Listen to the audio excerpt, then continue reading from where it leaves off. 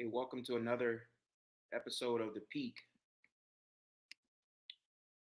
It's where performance meets purpose. I'm your host, Idale Graves, and we are going to talk about an extremely interesting topic that goes really, um, it's really at the crux of what we've discussed on previous episodes. As you know, I'm the founder of Peak Performance Insights and Athletic Training, and this is just a wonderful way for us to really give you an inside look at what we actually do, a blueprint as to what we really do. This combined with our ebook that'll be released in the coming days really gives you an inside look at, or a peek, if you will, at what we do here at Peak Performance Insights and Athletic Training and what essentially sets us apart. So here at the Peak, we dive into really takes what it really takes to become an elite performer, and we just mind, body, and beyond. And remember, you can catch the peak wherever you get your podcasts. That includes Spotify, Apple Podcasts, YouTube, and iHeartRadio.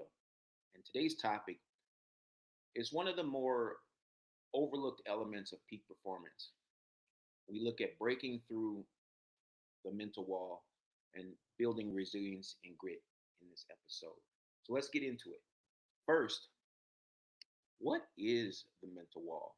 I know we talk about it in sports, but we really don't necessarily get a definitive answer or explanation as to what it is and when an athlete actually reaches that state where they actually hit a mental wall.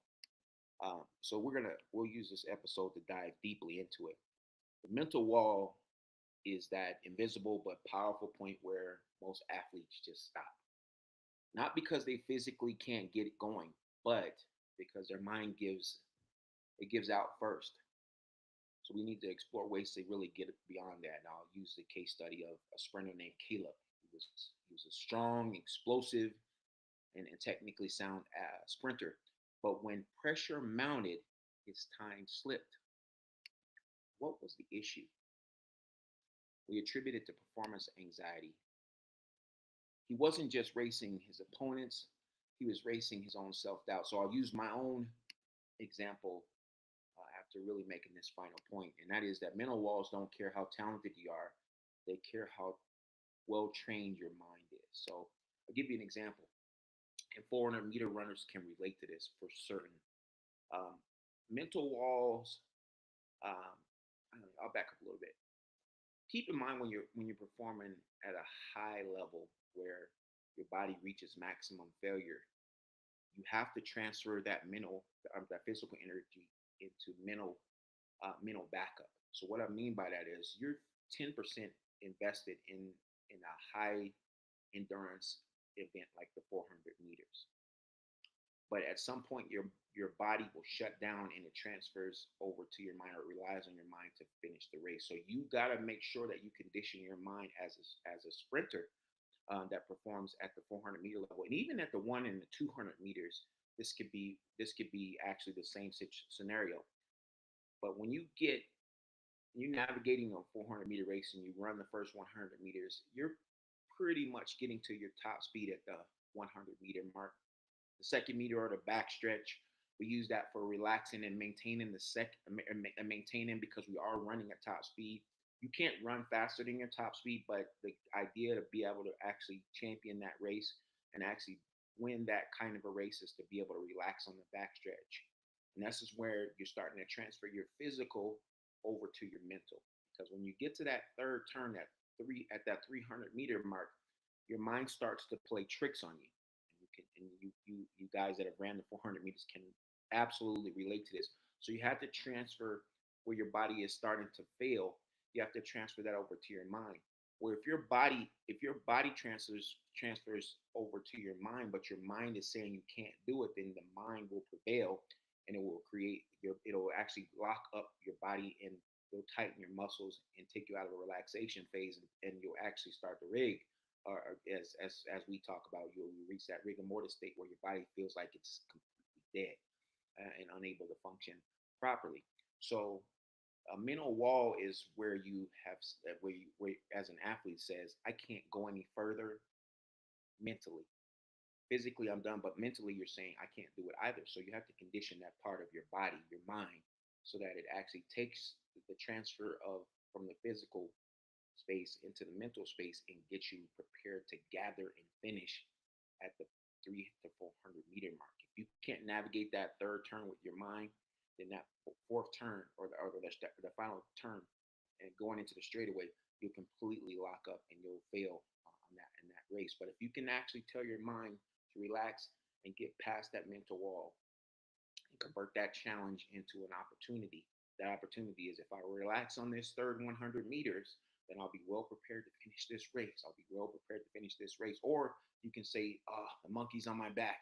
I got it. I think I can make it. I think I can make it. Then you're allowing thought, the negative thought to creep through. And we talked about in our last episode about how stinking thinking can interrupt your physical success. So you have to take those stinking thoughts out of your mind, like the monkeys on your back in that third turn. You have to convert that to something positive that says there's something really good at the end of this at the end of this turn if I really I'll tell my body to relax and let my mind take over. So it's really what that is all about. So I know I spent a little bit of time right there, but I want to make sure I set the stage appropriately for what this show is going to be about today. And then as after we take a break, then we'll transition into our next segment, which we'll carry on this concept. But before doing so, let's step away for a moment, take a pause for the cause, and then we'll be back on the other side where we'll start to really dive into this subject. Once again, I'm Mike Dale Graves. This is The Peak on Riverside FM. This episode is powered by Focus Fuel Electrolytes, hydration that goes beyond the bottle and that's engineered for peak physical and mental performance. Get a 10% off with code PEAK10 at focusfuelperformance.com. And hey, if you're enjoying this content, do us a favor. Follow The Peak on Apple Podcasts, Spotify, or YouTube, and just drop a review. We'll take the good reviews and the not so good reviews because we're going to use that information to improve or continue to do what we're doing well. And every rating helps us reach more athletes like you. Once again, my name is Idale Graves, and this is Peak Performance Insights and Athletic Training on Riverside.fm.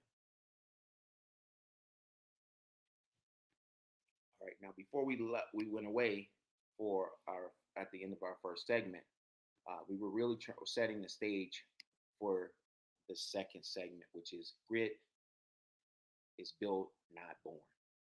Grit is built, not born. So forget what you've been told. Grit isn't reserved for the chosen few. It's not. It's a skill. You build it with intentional reps, just like muscle, right? So that you have muscle memory. You have to really work on it, just like you do any others. And there are three core tools that we use here at Peak Performance Insights and Athletic Training to actually accomplish that. First and foremost, we learn and help our athletes embrace discomfort, just like the scenario I just talked about. When you control adversity, then you're able to actually win the task. So we use controlled adversity like high pressure drills to mimic being in that third turn in the 400 meters. Or if you remember from our previous episode when we talked about the soccer athlete that had this mental block that she overcame, had to overcome at the 60-meter mark of every match. She was peaking out. So we really mimic that behavior, try to simulate that environment through controlled adversity like high pressure drills, right? To make sure that we can get the mind to transfer or the body to transfer its energy over to the mind and let the mind complete the task. Reframe failure. This is a powerful technique that we teach athletes to use failure as performance data. I'm going to give you some powerful examples of how athletes use reframe failure to fuel and grow and succeed. First off, Michael Jordan, and it was his take on missing the game winner. And he said this: I've missed more than 9,000 shots in my career. I've lost almost 300 games. I failed over and over again in my life, And that is why I am successful now. That is why I succeed. That was Michael Jordan. His reframe technique was Jordan saw failure as a proof of effort and fuel for improvement, not as evidence of inadequacy. So missing shots didn't define him. Adjusting, learning, and pushing forward did. And that's why he is the person that he is. And that's why he left us an indelible impression on us and is in the argument to be considered one of the greatest to ever play basketball on this planet. Secondly, in our previous episode, we talked about Tom Brady and his ability to overcome and his resiliency. Well, Tom, as you recall, was drafted 199th overall in the NFL draft. And despite being passed over by every NFL team multiple times in the draft, Tom used that rejection to ignite relentless drive to prove himself. And ultimately, he became one of the most decorated quarterbacks in NFL history. Now, Tom's reframe was a little different. He almost made it a mission. He almost made his mission to really stick it to the teams that overlooked him. He said this. He said his reframe was they overlooked me. Now I'll outwork them. And then nearly 2 decades later, the proof was in the pudding. Tom was one of the greatest players, not just quarterbacks, but players in NFL history because of his mindset. Allison Felix, she was another example. And we focus in on her losing the gold in 2012. And Felix lost the gold in a controversial photo finish in a 200-meter race at the 2012 Olympics. Instead of letting disappointment break her and defeat her spirit, she refocused and became stronger. After the fact, she earned 6 more Olympic medals, and she got 3 of those as gold medals. Her reframe was a setback is a setup for a comeback. I'll say that again because I loved it. A setback is a setup for a comeback. And there's common techniques that other athletes use to reframe failure. Reframing it, meaning repurposing it, using it for what it's not intended for, changing failure to an opportunity or success. They use these types of techniques.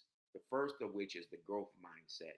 And the verbiage is something like this: I'm not there yet, but this is a part of the process. Now, remember, this is not just intended for athletes. This is just what athletes use. But I find that athletes who enter the workforce, former athletes, successful athletes that enter the workforce, they subscribe to this types of thinking and these types of techniques to get them through tough situations because that's how they train their minds as athletes. I believe this wholeheartedly. If you train your mind as an athlete and you're able to overcome in various high pressure scenarios or stressful scenarios, if you train like that in your athletic environment and you're able to overcome, then you can mimic those same behaviors in the workforce. So if there are some of you that out there that are listening in, this is a great tool for you to use for your teams and for yourself as well to be successful in your jobs in corporate America. They looked at it through the learning lens, and it looks like this. It says, "What did I learn from this experience that I wouldn't have if I succeeded?" They're basically saying, if I lost the 400-meter race, what did I learn from that experience? What did I do wrong? Right? Focusing on the opportunity, um, as opposed to saying nothing was wrong because I won the race. They're looking to say if I failed in that opportunity and in that race, what are the things that I could have? What are some of the things that I could have learned, added as a tool to my tool belt if I succeeded? That's pretty powerful stuff. Depersonalization is important technique to many athletes, and it can be used in other settings as well. That's it looks something like this.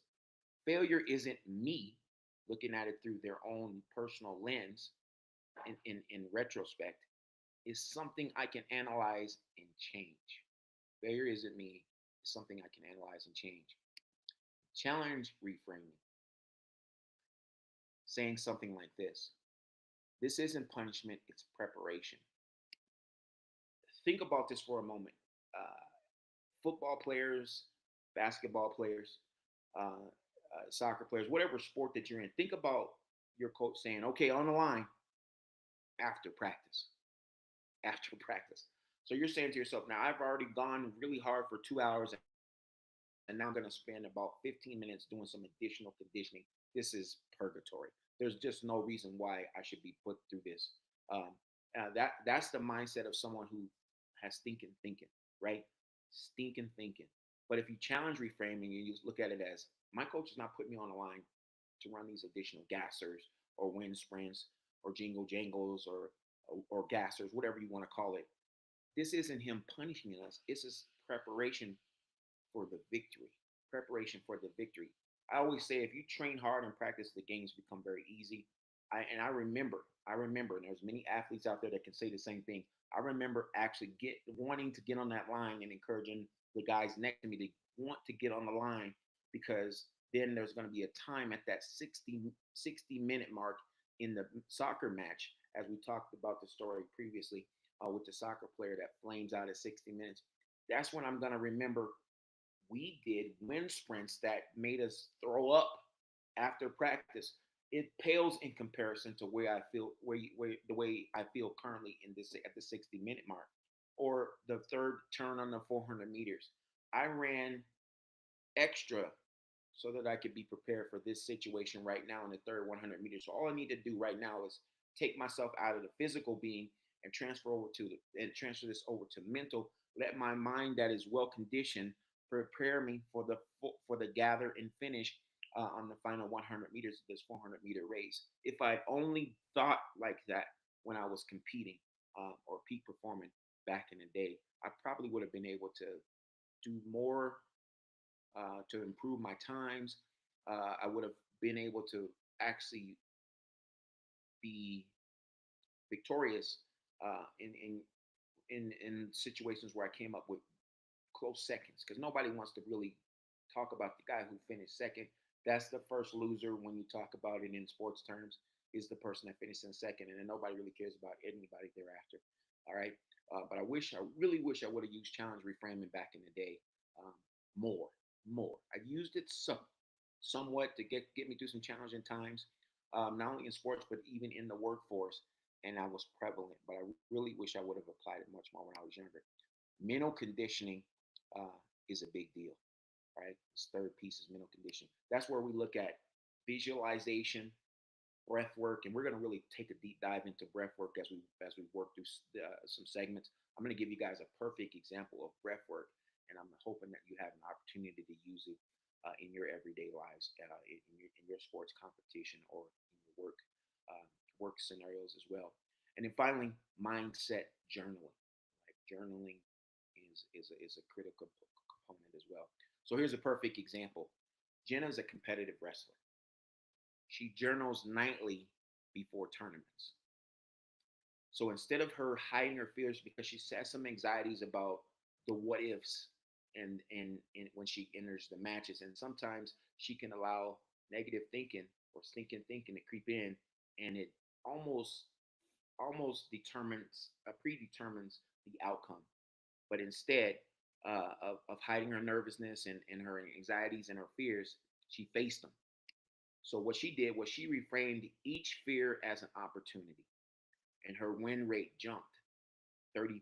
So just by her using positive thought process and conditioning in her mind to really see herself in a position where she was successful, she was able to convert things, matches that she would ordinarily lose, and she was able to convert 30% of those to wins. I'll give you another example of of of one of these situations, and that's visualization. I think it's paramount to visualize, and I talked about this in the previous episode. Visualization is paramount to was paramount to my success and could be the same for yours. What is visualization? Visualization is seeing yourself in a position where you either succeed, or hopefully you're seeing yourself in a position where you succeed, but more importantly, seeing the outcome before it happens. And that's what's important for athletes, is you have to be able to see the outcome through visualization before you actually perform the feat itself.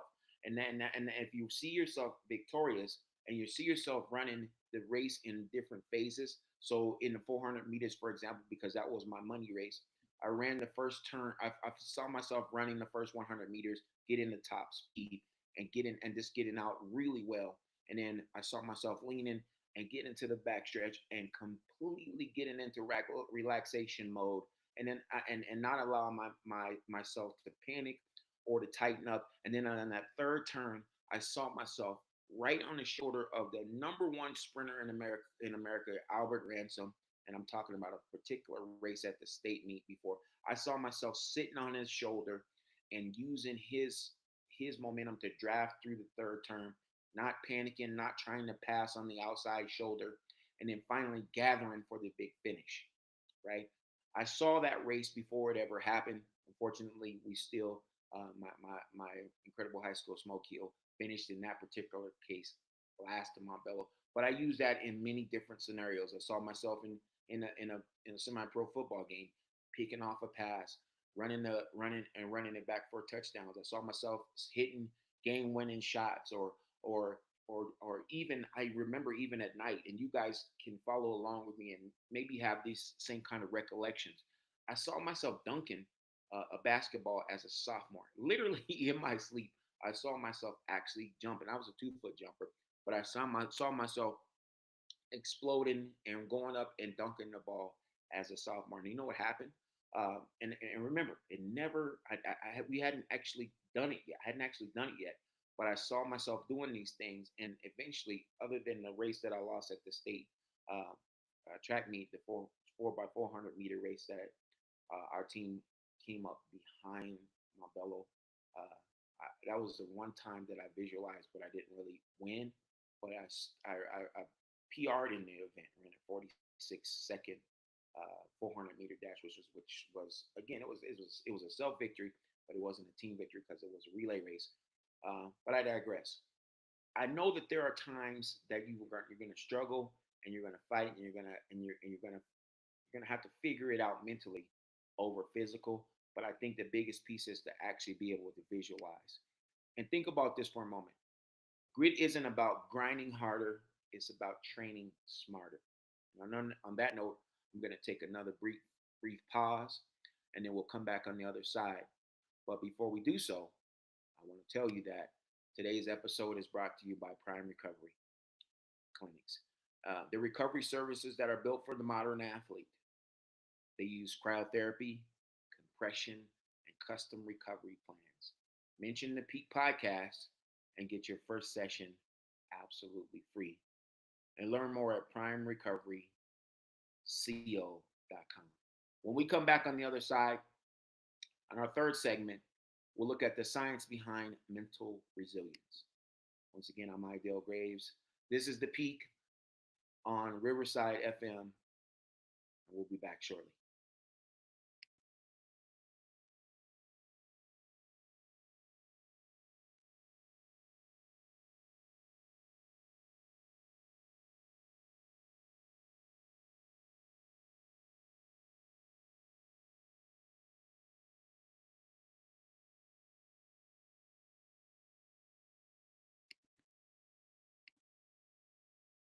And welcome back. And again, once again, this is Idale Graves. This is The Peak on Riverside FM. We're available wherever you get your podcasts. That's on iHeartRadio, on Spotify, on this platform, which is Riverside FM, Anchor.fm. Um, you name it, wherever you listen to your podcast. All you have to do is put in the search when you're under the podcast tab, the Peak, and look for the little logo, which is the yellow microphone that says The Peak, and then tune in to not only live broadcasts, but you can also look at those that are archived from the past. This is a third of a 10-part series that we're running today. So I thank you guys in advance for tuning in. If you're just getting in, and we really have had an explosive episode that really goes to mindset, winning the mental wars, being mental resilient, grit and determination. We've addressed those issues, and now we're here at the third segment where we're going to talk a bit about the science of mental resilience. And I'll start by telling you that mental toughness is rooted in science. The way we train here at at Peak Performance Insights and Athletic Training is science based, using a lot of this methodology. When we train resilience, we're optimizing the brain's stress response, especially in the prefrontal cortex, which controls your decision making under pressure. Okay, so here's how we do it. We use heart rate, and I want you guys to take some notes on this part. We use heart rate variability or HRV tracking. What is heart rate variability tracking? I'm glad you asked, because it refers to the variation in time between each heartbeat. And unlike metronome, your heart doesn't beat in perfect rhythm all the time. And there are slight changes in the time between beats that are natural and actually a sign of good health and a resilient nervous system. These are very key indicators as to whether you're ready to peak perform or if you're having some issues, right? So HRV is controlled by the autonomic nervous system or ANS, the system that regulates involuntary body functions like breathing, blood pressure, and digestion. And HRV is a powerful marker of how well your body is recovering from stress, from fatigue, and from physical assertion. This to me was an incredible revelation as I was preparing for this show because there are times where, and I'll use my wife for an example. She works out every single day, 7 days a week, and not every day is an easy day for her. Some days she'll come back home and she'll tell me, "Ooh, that was a little bit tough. That was a little tougher today. Today I didn't feel very good." Well, one of the things that she wears, and many of you might wear, is an Apple Watch, right? HRV tracking involves using wearable devices like the Apple Watch, a Whoop strap, Garmin, or even an Oura ring to monitor and record your HRV regularly. And you're going to use it the first thing in the morning when your body's at rest. Okay, so I'm going to give this tip to my wife, but I'm going to give it to you as well. And also, I'm going to give you a very specific example. Now, an athlete uses a Whoop band to monitor recovery, or the Apple Watch. On Monday morning, if their HRV score drops significantly compared to their baseline, this is a signal that their body may be under stress or hasn't fully recovered from the previous day's workout. So Sunday's workout may have been a bit intense, um, of a workout, or they had poor sleep. So subsequently, the athlete is going to have to adjust his routine on Monday, his training routine on Monday, and he's going to have to go a little lighter. So instead, on Monday, the athlete is going to focus on hydration, and then that night he's going to focus on getting 8 hours of sleep. Who would have thought that not getting enough sleep could actually hinder your ability to peak perform, right? But also, who would have thought that right on your wearable device, you could actually monitor this activity, your HRV levels, to determine and set the right level of expectation with either yourself or your trainer that you're ready to peak perform or not. In this scenario, by prepping the right way on Monday, then he will be ready by Tuesday, uh, uh, to see if his HR levels improve, and then there'll be an indication of better recovery and readiness for intense training if it has. Why does HRV matter for athletes? Well, if you look at your wearable device and you look at the readings, and if you haven't a high HRV, it means you're well recovered, you have an adaptive nervous system, and that you're ready for physical or mental challenges at a higher level. Conversely, if you have low HRV, it means that you have your potential fatigue, that you may have overtrained the previous day, that you're subject to some type of an illness or suffering through an illness, or you have had poor recovery. But these levels would be clearly indicative when you go in for yourself or when you're teamed with one of our expert trainers, then they can adjust accordingly.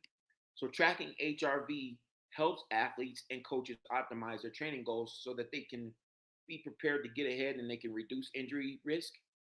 And then they can personalize recovery strategies if you're going through some of those other areas, sickness, lack of sleep, some sleep deprivation, or that you're not recovering as well. If you put together a couple of days of low HRV, then that's going to be a conversation that you're going to have. And your trainers here at Peak Performance Insights and Athletic Training, they're going to be paying much closer attention to the things that could be possibly wrong in that scenario, and so that they can make the necessary adjustments. But it's sending an alarm off not only to yourself through the wearable device, and anybody can do it because you have this capability in your Apple Watch, in your Garmin, or any other type of wearable device that actually tracks this activity.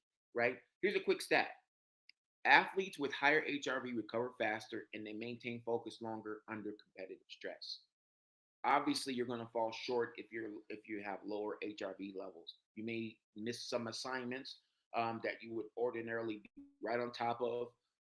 You may peak out at the 60-minute meter mark, as I referred to earlier. If you're running a 400-meter race, you might not do as well. You might make a mental mistake if you're trailing someone that's leading on the third turn, and you might get right behind them, but you might have a uh, mental boo boo where you try to pass that person on the third turn, and then you completely exhaust yourself if he fights you off. But if you don't have the right HRV levels, then perhaps you might do some things that you wouldn't ordinarily do in that particular case. Did you know that there's sometimes baseball players that went from three. There's a baseball players that go from three strikeouts a game to hit 400 batting averages in high pressure scenarios, not because they're going through extra reps, but I mean, and they may be taking extra reps, but from a mental performance standpoint, they're really using the techniques that we described in above to really address their mental well-being, just to ensure that they're prepared to peak perform. And I hope you do the same, not necessarily just in sports, but as you go to your workspaces today and in the future, you really do some work to control those different variables, those different mental variables, so that you can allow your mind to literally take over when your body is not really there. Or perhaps you can have the two join together and performing at the same level. High mental and high physical level could result in better outcomes. So yes, there's something for you to consider, as you're moving through this process. Hey, let's step away and take another break. And when we come back on the other side, we'll get into our fourth segment. But if you want to dive deeper into performance psychology, we've got bonus clips that we'll provide for you and visuals from this episode on our YouTube channel. And that way you can actually follow along. Search the Peak and hit subscribe so that you'll never miss an episode or drop. And then we'll actually have these clips, but also previous episodes and clips available for you if you missed anything previously. Once again, this is the Peak on Riverside FM. My name is Idell, and we'll be back on the other side.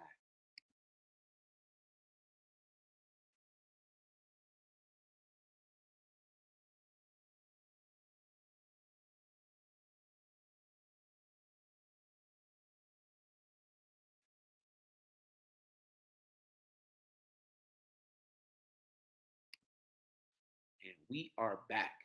Once again, this is the Peak on Riverside FM. I'm Idell Graves, your host, but I'm also the founder of Peak Performance Insights and Athletic Training.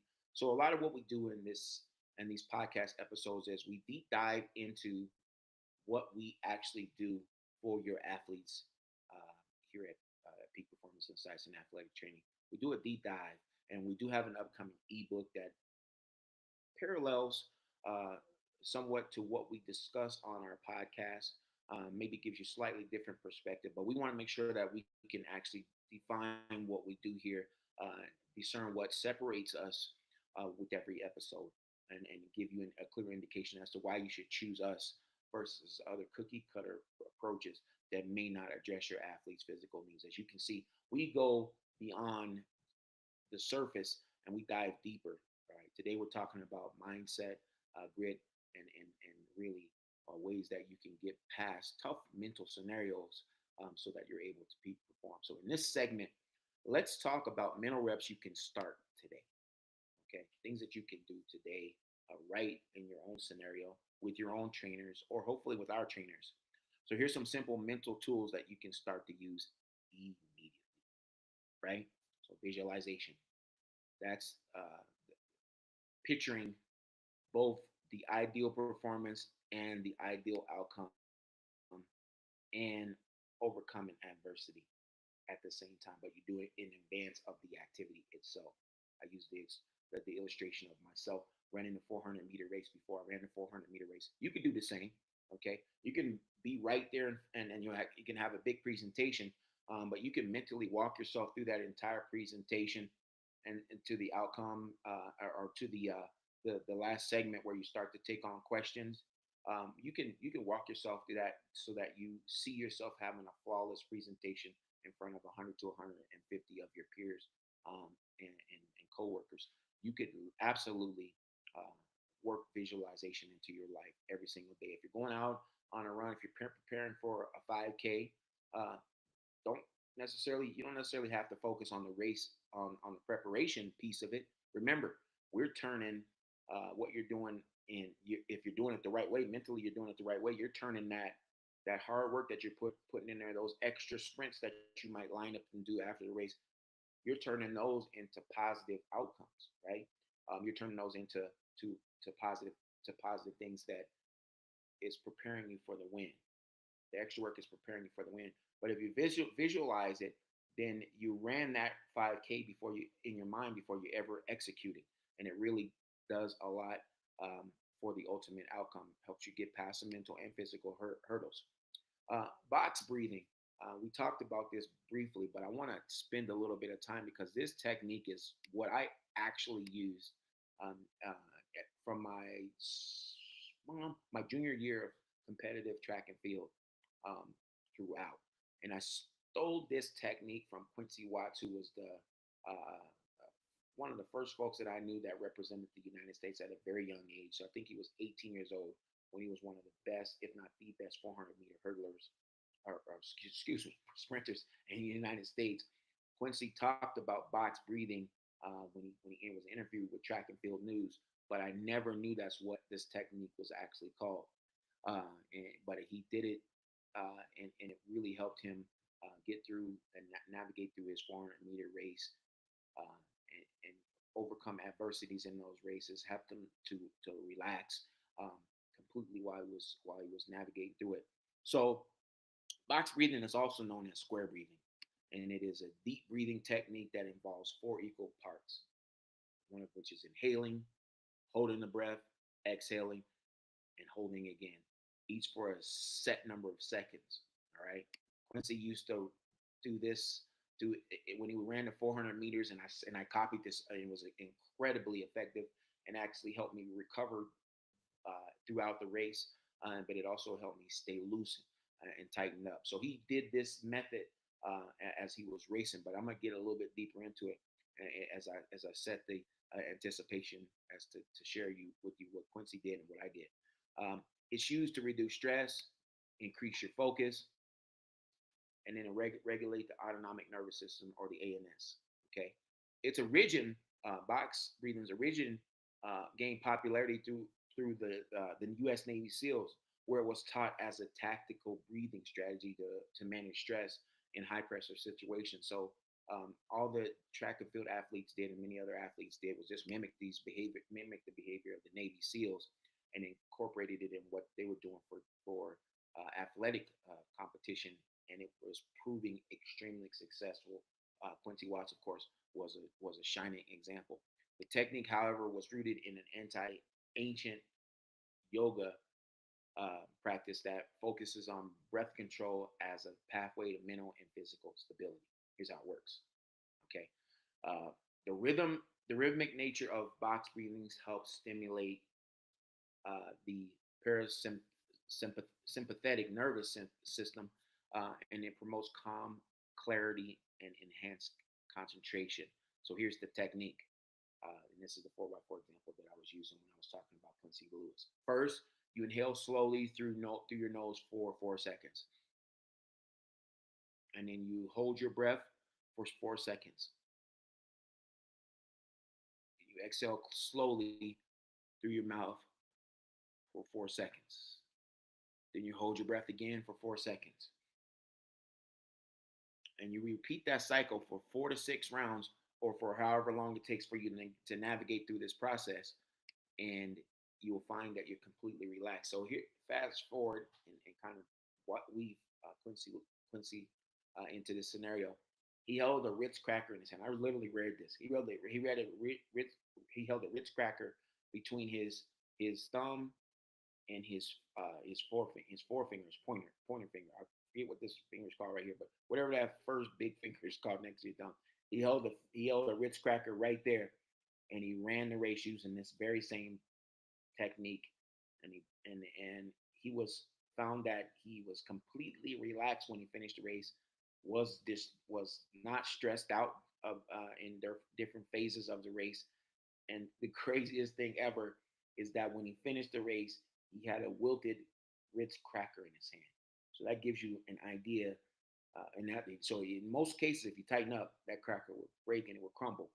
His cracker was wet and wilted in his hand, without any indication that he was stressed while he was running the race. So just something that, as soon as I read that, I immediately started to employ this technique.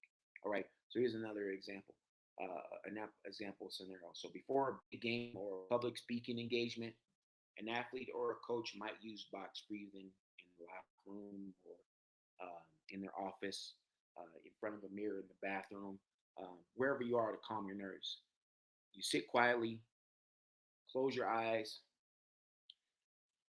inhale for 4 seconds, hold, exhale gently for four, hold, and then repeat. And after a minute, you should feel centered and in control.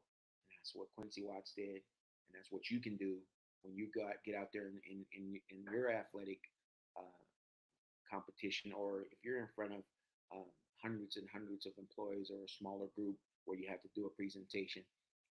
And this is the thing that it can actually help you completely relax and peak perform in that scenario, just using this box method. So I'm glad we had a chance to take some time, and I hope you guys were doing that along with me at home. Um, and we'll use that to transition into our next break. Okay.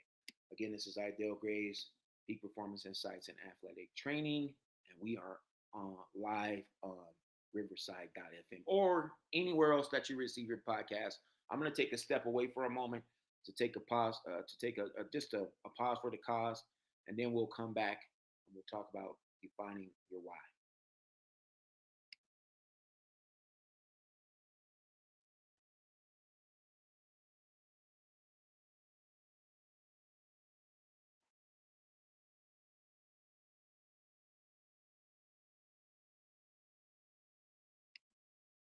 And we're back once again. And this is Ideal Graves. This is the peak on Riverside.fm. We're going live today. And when we broke away from our last segment, we talked about the three techniques that athletes use to to mentally perform at a high level. And as we transition into this segment, we're going to define your why. And that is to attach meaning to your training. Purpose fuel decision making is important. Here's an athlete's quote: I used to train to win. Now I train so my little brother sees what discipline looks like. That's a mental shift. That's a mental shift that it it defines what grit looks like in real time. All right. So I want to talk to you after saying that. I want to talk to you about an exclusive offer. And I'll kind of dive in all over the place, but I don't want you to forget our exclusive podcast offer is still live, right? So what we do here at the Peak is we do a detailed film analysis before we ever recommend a training strategy or prescribe a training program for any athlete for any sport. And you get a free game film analysis, which includes a slow motion breakdown and a strategy report, live feedback from one of our expert coaches. It's valued at 150 bucks. All you have to do is visit info, actually peak performance at insights and athletictraining.com. Submit your film, and then one of our experts will dive in as quickly as we possibly can. All you have to do is use the code Peak Podcast when you sign up, and then we'll be there. Right, we'll get on those films as quickly as possible, just to make sure that we can provide a customized solution that works best for you or your athlete. Now, here's a closing remark. Before we do that, I want to recap what we talked about. Mental resilience isn't hype. It isn't hidden. It isn't a hidden weapon behind every elite athlete's performance. Your physical ceiling means nothing if your mindset can't support it. You have to train your body,